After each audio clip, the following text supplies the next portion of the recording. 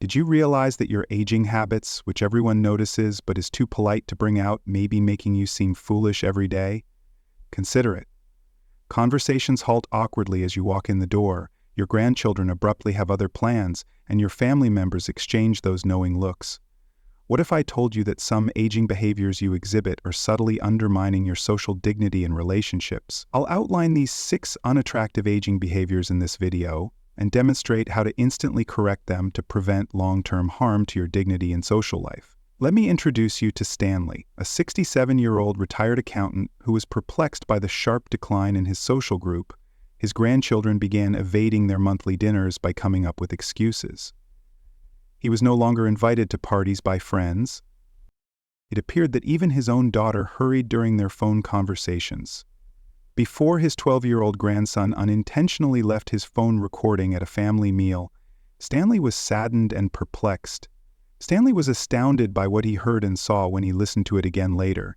He had been whining all the time, noisily reciting the same stories, and acting in ways that were uncomfortable for everyone around him. Although it was a harsh awakening, this unintentional recording altered everything.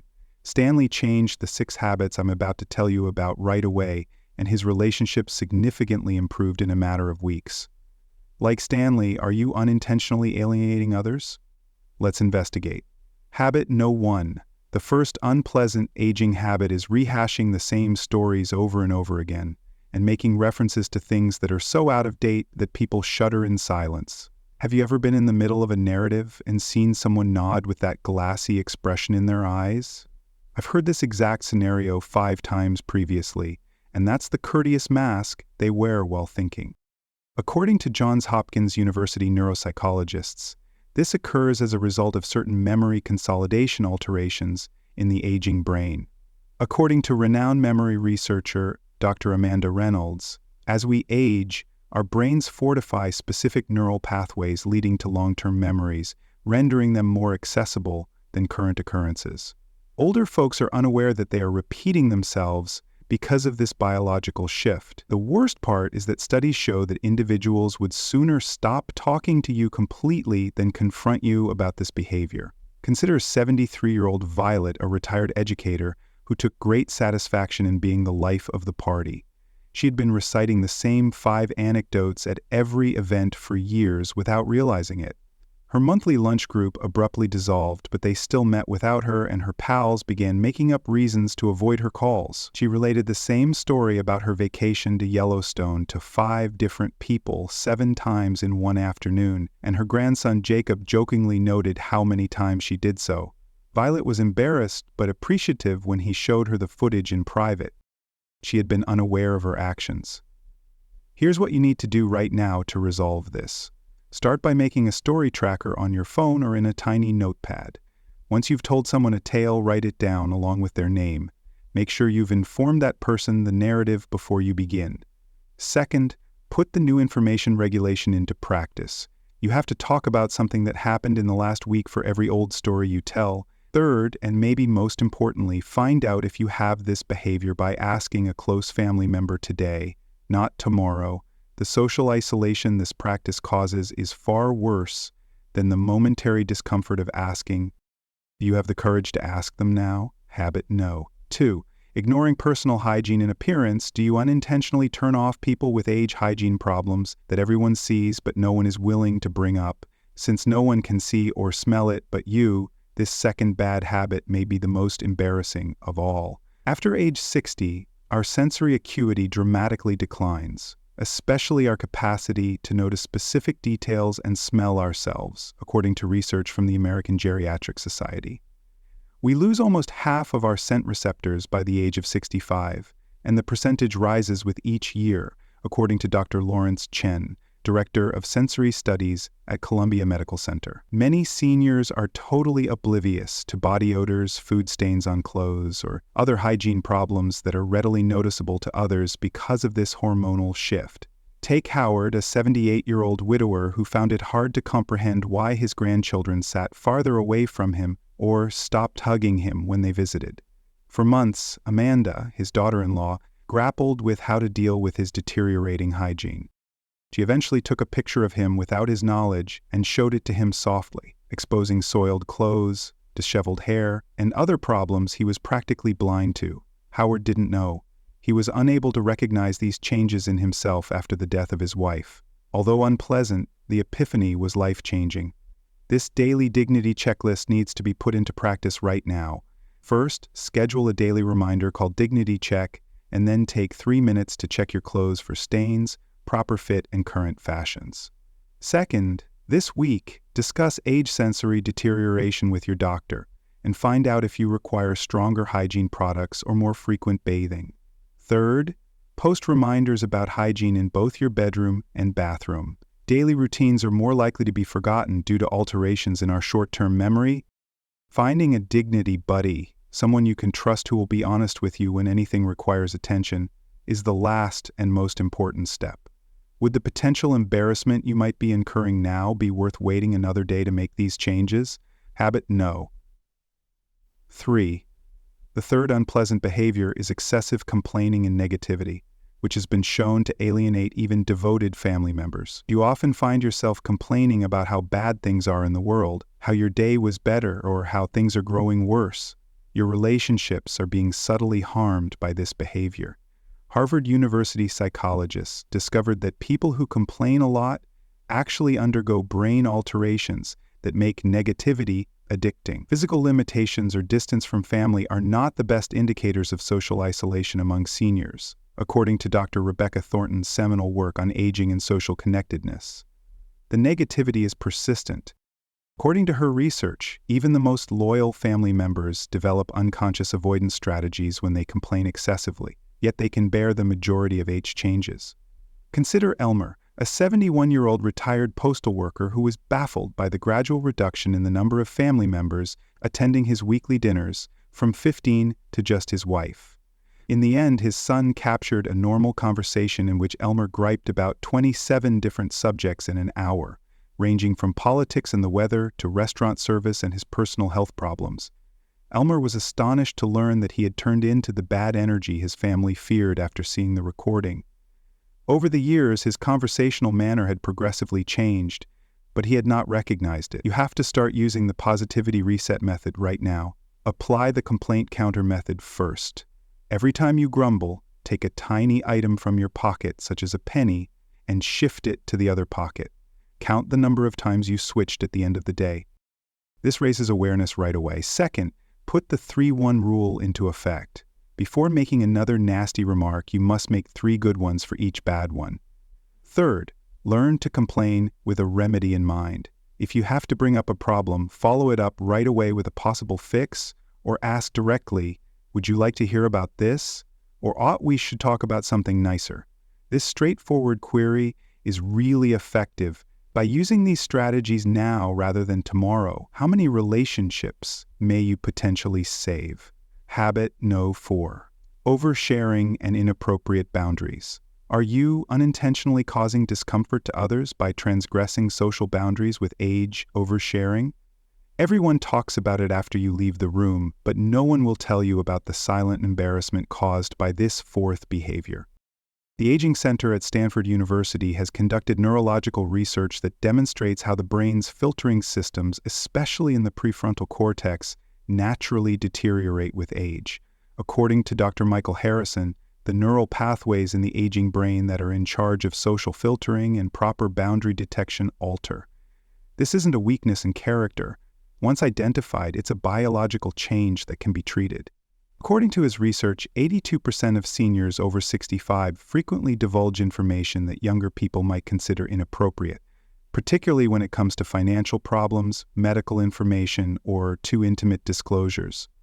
For example, Beverly, a 68-year-old retired nurse, was perplexed as to why her daughter had abruptly ceased visiting the grandchildren. Unbeknownst to Beverly, she had become accustomed to casually discussing in explicit detail her medical procedures, intimate marital history, and stomach problems. When she vividly detailed her colonoscopy during her granddaughter's birthday supper, it was the tipping point. Later, Beverly's daughter shared her the uncomfortable text messages from other family members. Beverly was heartbroken. She was unaware that the subjects of her conversations were improper. This is the pause and filter technique that you need to start utilizing right now. Prior to disclosing personal information, first apply the 2-second rule. Think about this for 2 full seconds. Would I want someone else to share this kind of information with me? Second, keep an eye out for bodily signals. Be aware of the signs to change the topic right away if people start staring at their phones, gazing at one another, or changing the topic. Make a safe sharing list is the third step. Choose subjects that are appropriate at all times, current affairs, pleasant recollections, and inquiring about other people. Contrast with those that need careful thought. Have you been unknowingly causing discomfort to others? Instead of unintentionally continuing this habit, wouldn't you want to know now? Habit 5. Reluctance to adapt and technical resistance. In addition to being annoying, your obstinate rejection to new technology is subtly harming your relationships with younger people. Do you proudly proclaim that you're not good with computers or that you'll never use a smartphone? This 5th habit is purposefully preventing you from developing deep relationships with the individuals who matter most in your life. Maintaining meaningful cross-generational relationships is closely correlated with technological flexibility, according to studies from MIT's Age Lab. According to Dr. Samantha Wilson's research, seniors who show a willingness to pick up the fundamentals of new technology report having 73% stronger ties with younger family members than those who don't. The science is obvious. It's not about becoming proficient with every new gadget or software. It's about demonstrating your readiness to engage with the communication styles your family employs. Think about Franklin, a 75-year-old retired mechanic who refused to text or email and insisted on solely using a landline. His grandchildren eventually ceased communicating with Dad completely. He defended himself by saying, "They should respect my ways," in response to his daughter's criticism of his technological stubbornness. Franklin was unaware that his refusal was seen as deliberate indifference in becoming a part of their lives, rather than as a statement of principle. We stopped trying since it seemed like Grandpa didn't care enough about us to even try to connect with us on our terms, his granddaughter later admitted. Start this daily 5-minute tech adaptation exercise right away. First, decide which technology, typically texting or video calls, would help you connect with your loved ones the best, and then give that tool your whole attention. Second, plan 3 daily practice sessions lasting 5 minutes each. More important than duration is consistency. Third, and perhaps most crucial, make it clear to your family that you're learning and request their patience. Saying, "I'm trying to learn this because you matter to me," is a very powerful way to show vulnerability. Would hearing those statements from you surprise your family? If you sent that message today instead of continuing to resist, just think of how they might react. Habit number 6, unsuitable space awareness and volume control. The last unattractive aging behavior is the one that makes your loved ones feel the most ashamed in public: lack of control over your physical space and volume. Are you not aware that you may be making awkward public situations, standing too close to people, or talking too loudly in restaurants? Your sense of your own volume is distorted by age hearing loss, according to audiologists from the National Institute on Aging. According to Dr. Jonathan Parker, most adults lose enough high-frequency hearing by the age of 70 that they automatically make up for it by talking 15 to 30% louder than is normal in social situations. A double shame results from this. The elderly person is unable to evaluate their own volume appropriately and is not able to hear well enough to understand social signs urging them to lower their voice. This study clarifies why so many elderly people are truly taken aback when family members finally bring up this subject. Consider Gloria, a 77-year-old retired librarian who took great satisfaction in being kind. She found it incomprehensible that her son's family didn't want to take her out to eat. Gloria loudly talked confidential family concerns during a birthday dinner, and her grandson surreptitiously videotaped the responses of everyone in the vicinity. People at nearby tables were seen in the video pushing their seats aside, grimacing, and looking at each other uneasily. Gloria felt embarrassed when the recording was played for her in private. She was completely unaware of how loud her usual speaking voice had gotten. These easy daily workouts are essential for recalibrating your volume control. First, practice speaking at the right volume while receiving real-time feedback by downloading a free decibel meter app to your smartphone or having a family member do it for you. Second, Have family members develop a discreet signal to let you know when the volume needs to be changed. By doing this, public humiliation is avoided. Third, set up a hearing evaluation this week rather than next month, because untreated hearing loss significantly speeds up this issue. Do you have the courage to inquire if this is a habit you have today? You are now aware of the 6 unattractive aging behaviors that nobody talks about, but that everyone observes: poor volume control, excessive negativity, improper oversharing, repetitive narration, disregard for personal hygiene, and technical reluctance. You are not defined by these habits. Once you are aware of them, you may fix these basic biological changes. By putting the particular remedies for each habit into practice, you can start today to regain the respect and comfort that people have for you. Recall Stanley from the first story we told? After resolving these problems, his family ties saw a radical change in just 3 weeks. That same change is what you deserve. If you identify any of these tendencies in yourself, please let us know which one you plan to address first in the comments section below. If you thought this video was helpful, please like it, subscribe for more insightful senior tips, and forward it to a loved one who may be unwittingly dealing with these problems. You deserve to fight for your relationships and dignity. In fact, now,